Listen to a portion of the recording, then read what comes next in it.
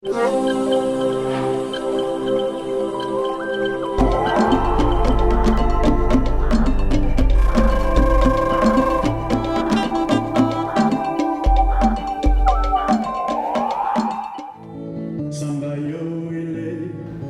danse, c'est quelque chose que j'ai toujours aimé. Mais avant, je ne savais pas si je voulais être danseuse, terminer danseuse, puisque j'ai toujours aimé la mécanique. Je me voyais mécanicienne, en salopette, bien sale. Et en grandissant, c'est venu vraiment. Je pense que c'est mon père surtout qui m'a inculqué cet amour de la danse, le plaisir de danser, de bouger avec son corps. Lui, il aimait bien se montrer. C'était un assez bel homme, bien costaud, ancien boxeur. Donc il y a tout ça qui a aidé à me fixer au niveau de la danse, qui m'a donné une passion. Je suis née en Haïti, à Jérémie. Jérémie se trouve dans le sud d'Haïti, d'une famille de 7 enfants. Le jour de ma naissance fut un 1er janvier. Et le 1er janvier, c'est le jour qu'on a proclamé l'indépendance d'Haïti. Être né le 1er janvier, c'est une fierté déjà. Et je prends ça comme une mission à accomplir aussi. J'ai mon mot à dire, j'ai quelque chose à faire. Donc je pense que le démarrage a été très fort, déjà le 1er janvier. Et en plus que pour la petite histoire, je suis ce qu'on appelle le crasse-ventre de ma mère. C'est comme ça elle disait ça. La dernière, la Benjamine de la famille. Et donc, je n'étais pas du tout attendue, puisque ma mère m'a eu assez tard, plus de 40 ans. Et à l'époque, c'était pas vraiment ce qu'il y avait de conventionnel.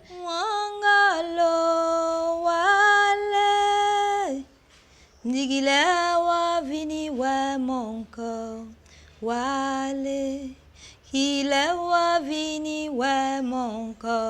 a changé. Il a vini ouais mon corps. Je pense que tous les Haïtiens sont engagés. Même pour ceux qui disent qu'ils font pas de la politique, ils en font chez eux et c'est comme ça avec mes parents. On nous parlait des choses qui se passaient et ça a développé une conscience politique chez moi. Parce que quand je suis arrivée à Port-au-Prince dans les années 85, où j'ai rencontré des amis, à l'époque des jeunes communistes, et j'ai eu à apprendre des choses avec eux, à apprendre l'engagement, qu'est-ce que c'est et ce qu'il faut refuser. Donc cet engagement m'a suivi même quand je suis arrivée à Paris quelques années plus tard. On a monté avec un ami une association qui s'appelle Haïti Liberté, qui est toujours là, où on encadrait les réfugiés politiques, ceux qui viennent d'Haïti, des familles qui ne savent pas lire. Donc on partait dans les familles, donner des cours aux enfants le soir et les aider à la préfecture de Paris, les accompagner. Je pense que, et ça continue même en Afrique maintenant, je continue parce que je ne peux pas vivre sans m'engager dans quelque chose. Je ne me sentirais pas bien de ne pas avoir quelque chose à faire parce qu'il y a trop de choses à faire. Donc moi j'ai décidé de m'engager et dans l'art, dans la culture, en fait c'est une façon aussi de passer le message. Je me sers de la culture pour passer mon message politique. J'ai quitté Haïti suite à des menaces et aussi parce que la situation n'allait pas du tout. C'était le premier départ d'Aristide. C'était trop compliqué. Donc je ne pouvais pas gérer ça. Déjà au niveau de ma famille, qui n'était pas du tout au courant de mes engagements politiques. Et donc je ne voulais pas leur faire ça parce qu'à l'époque, ça représentait des menaces pour eux, voire de mort. Donc, dès que j'ai eu la possibilité, j'ai pris mon visa et je suis arrivée à Bruxelles d'abord et ensuite à Paris.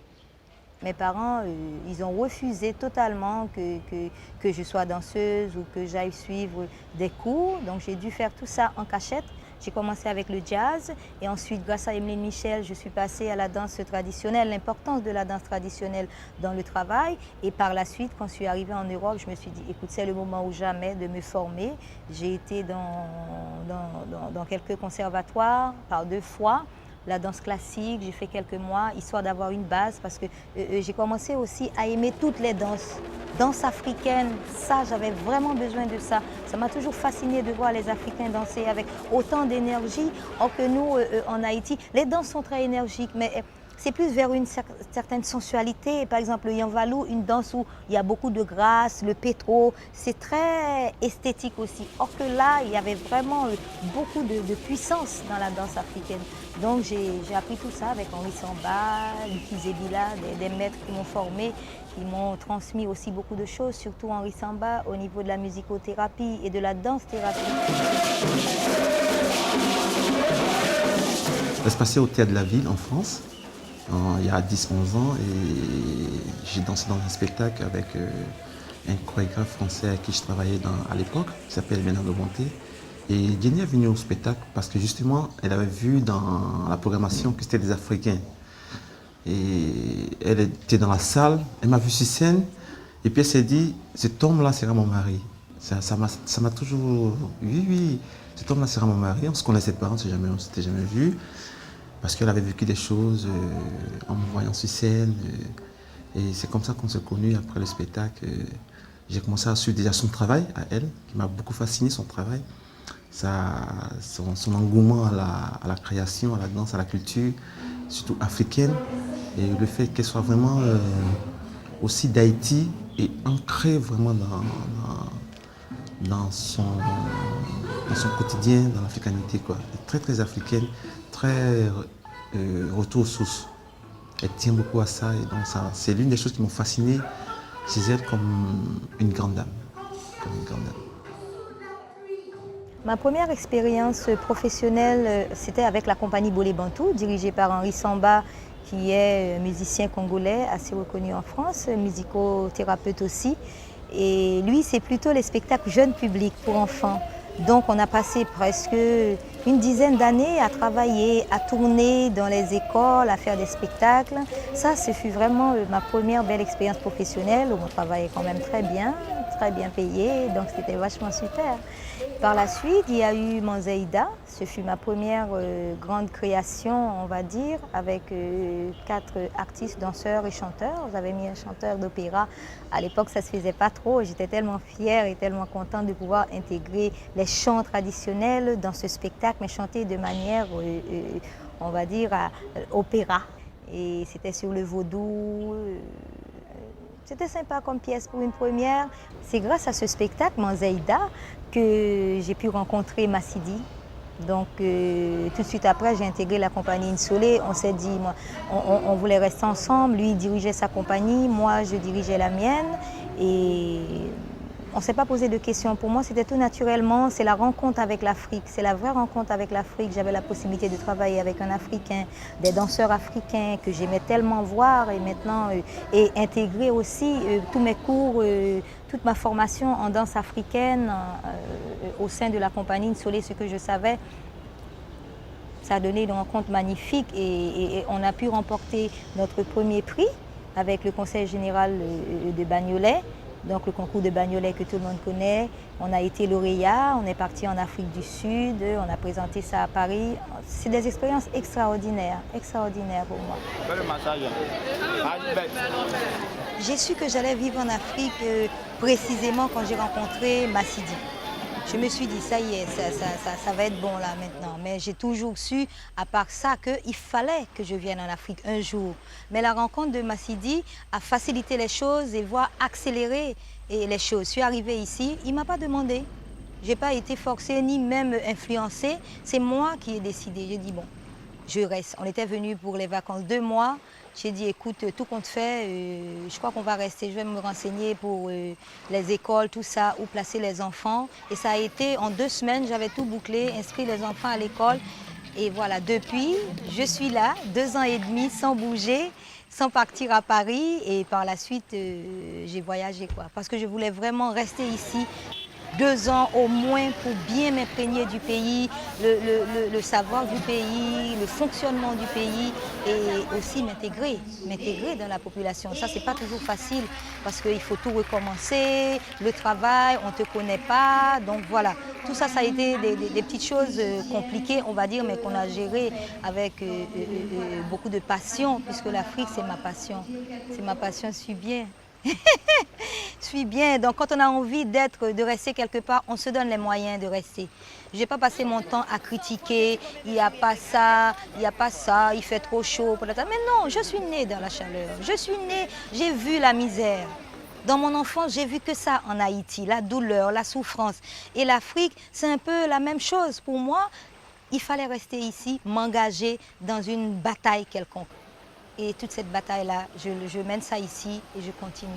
Parce que l'Afrique a besoin de ça, que les autres reviennent aussi. C'est vrai que Haïti, c'est une île, mais l'Afrique, c'est un continent vraiment qui a besoin de ses enfants. Ceux qui ont eu un peu de lumière, qu'ils reviennent se battre pour retrouver notre dignité.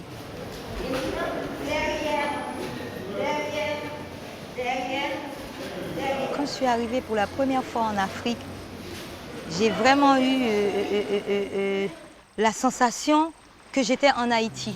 Pour moi, c'est un rêve réalisé. Parce que ma grand-mère disait toujours, moi c'est négresse Guinée, femme Dahomey. Donc j'ai grandi avec cette affaire de négresse Dahomey. Donc tout le monde disait ça aussi dans ma famille. Et quand je suis arrivée ici, je dis voilà, je suis chez moi. Maintenant j'ai accompli quelque chose.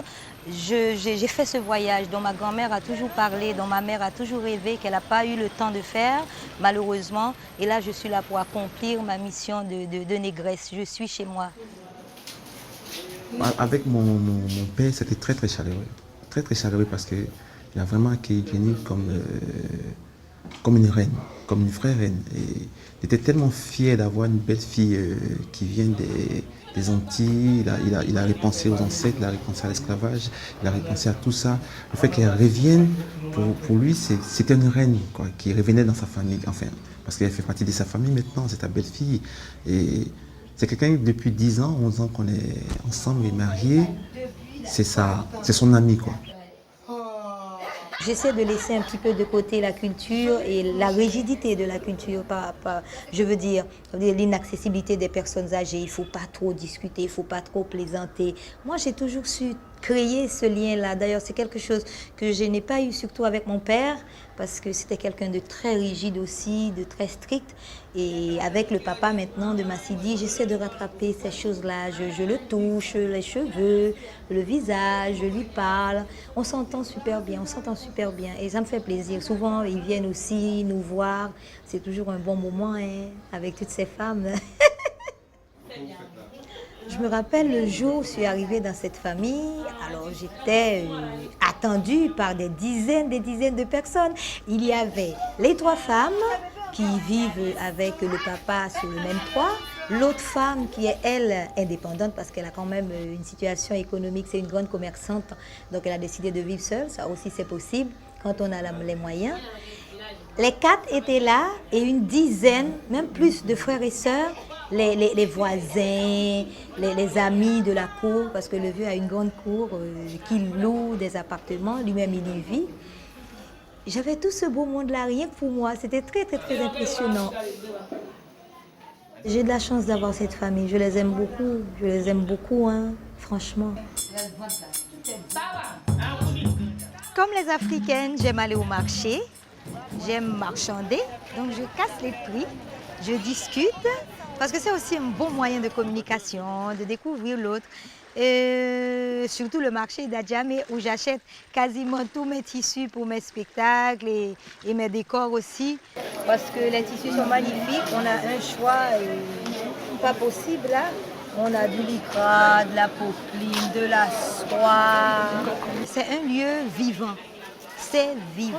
Il y a de tout et on peut passer d'un plat, l'autre qui est par terre en train de vendre son plat, il y a le tissu pas loin, il y a le vendeur de poison pour rats.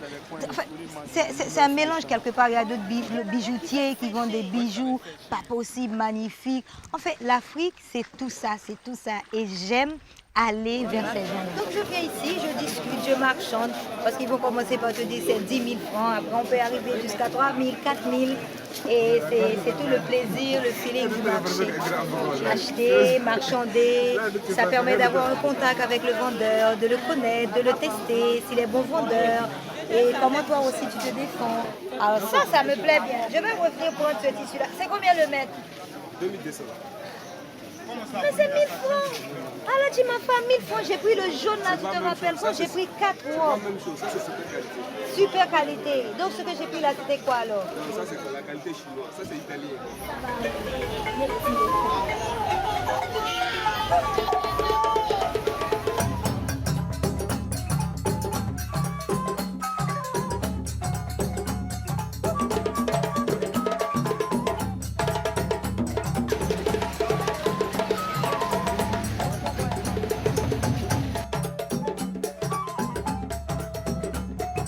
J'aime entrer dans cette masse, me baigner, me perdre dans cette foule. C'est magnifique.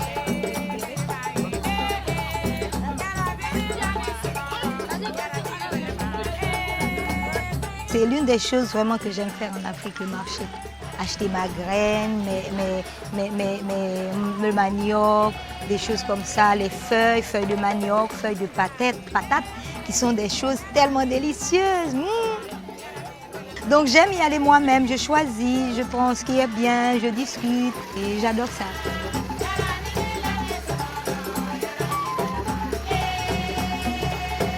Alors, c'est de la diovan, c'est toute la magie des sauces africaines. Ça sent mauvais, c'est très bon dans toutes les sauces. Et puis ça m'empêche de consommer du cube magie. En matière de cuisine, j'aime beaucoup la cuisine africaine. En fait, elle n'est pas très loin de la cuisine haïtienne, sauf qu'il y a des choses qu'on ne mange pas chez nous et en Afrique, on les mange. Donc, on appelle ça sauce graine, c'est délicieux. Avec un petit peu de gombo, du poisson fumé qu'on a acheté ce matin. Voilà, du thon fumé. C'est très très bon tout ça. Beaucoup d'escargots.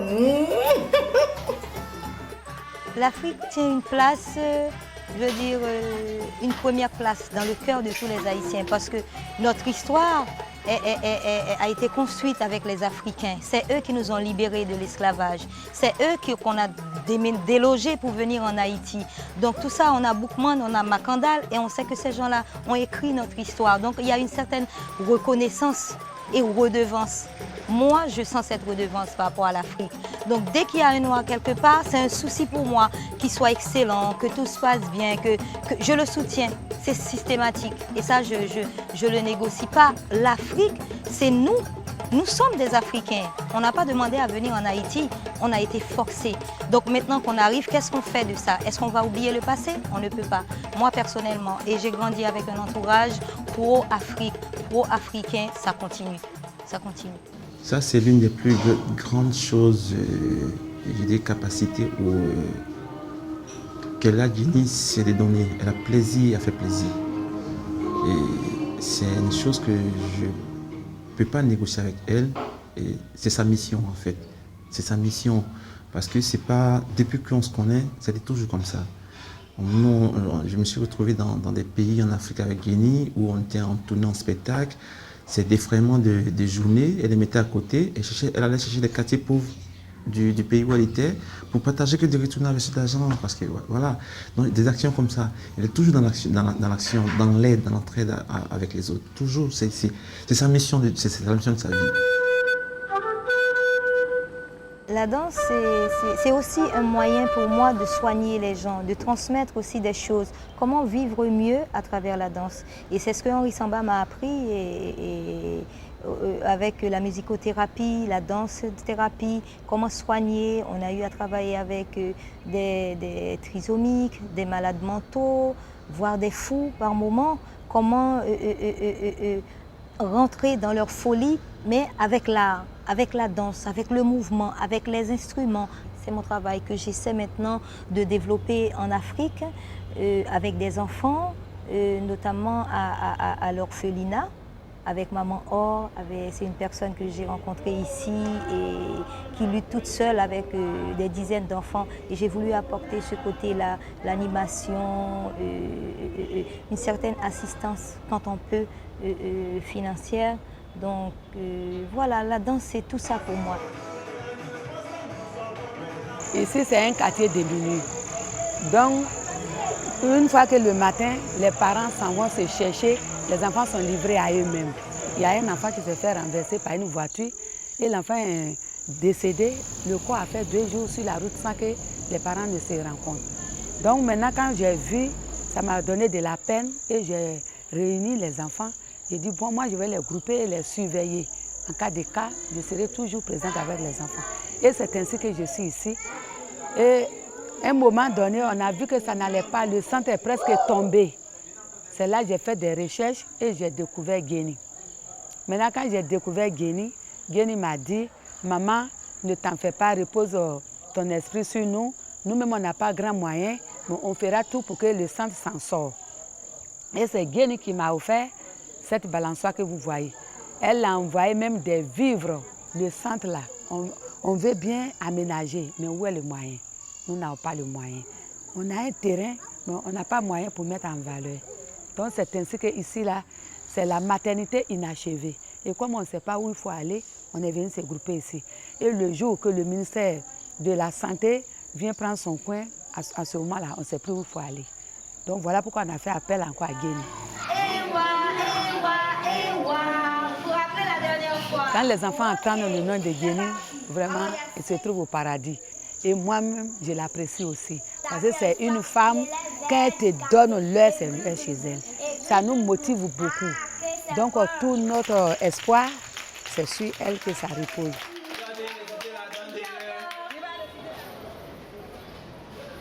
Dans la compagnie Nsolé, moi je dis toujours, nous ne formons pas des danseurs, nous formons des hommes.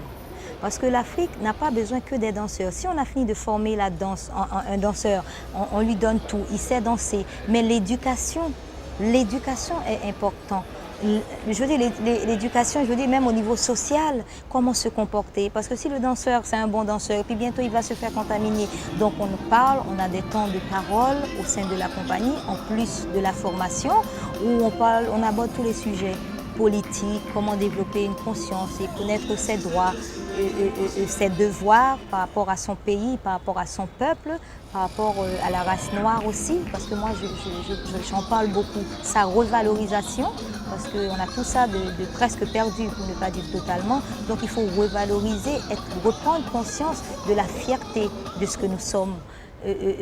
On parle du sida, des rapports hommes-femmes, femmes-femmes, hommes-hommes, comment on peut respecter ces gens-là. Tout ça, c'est des sujets assez tabous. Je pense que c'est une formation totale, quoi. On ne forme pas des danseurs, mais des hommes.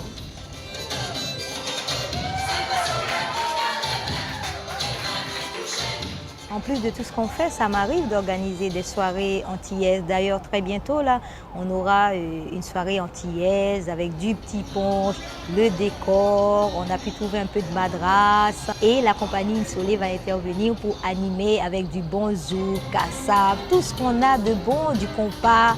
On va mettre tout ça à l'Ankavé. On va mettre tout ça pour les Africains. Ils adorent la musique antillaise. Le zouk, c'est vraiment la tendance.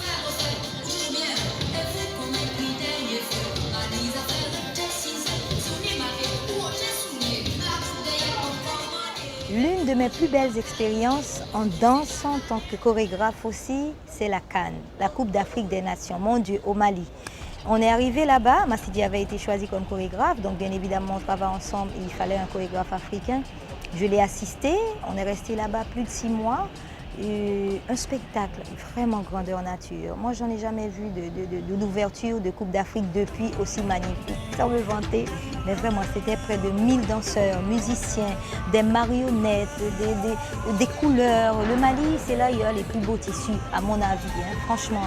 Et on a utilisé tout ça, les Maliens, tout ce monde mobilisé pour la même cause. Le pays était vraiment en mouvement. Et on a donné un spectacle magnifique devant plus de 10 000 personnes.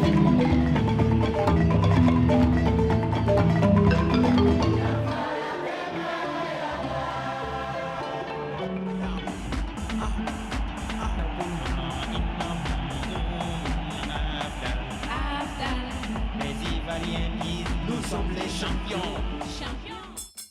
On ne peut pas vivre sans racines. On ne peut pas vivre sans origine, on ne peut pas vivre sans culture. On ne peut pas vivre comme un apatride. Non, ça c'est la facilité, mais on ne peut pas. Les Haïtiens ont beaucoup d'espoir et c'est un peu comme moi aussi. Très souvent, on perd cet espoir, mais ça revient. ça revient. Et ça leur donne la force et ça me donne aussi la force de continuer mon combat et de voir un jour au moins mes petits-enfants qui puissent voir Haïti, le pays de leur maman, et revenir aussi là-bas, prendre leur place ou accomplir leur propre mission. Je ne vais pas les orienter, mais je parle d'Haïti. Ils savent qu'ils sont haïtiens d'un côté, ce peuple tellement combatif qui résiste avec tout ce qu'on lui fait subir et il continue de résister et de croire que demain, ça va aller mieux. Ça va aller mieux. Je suis fière de représenter Haïti. Je suis fière d'être haïtienne. Je suis fière d'être africaine.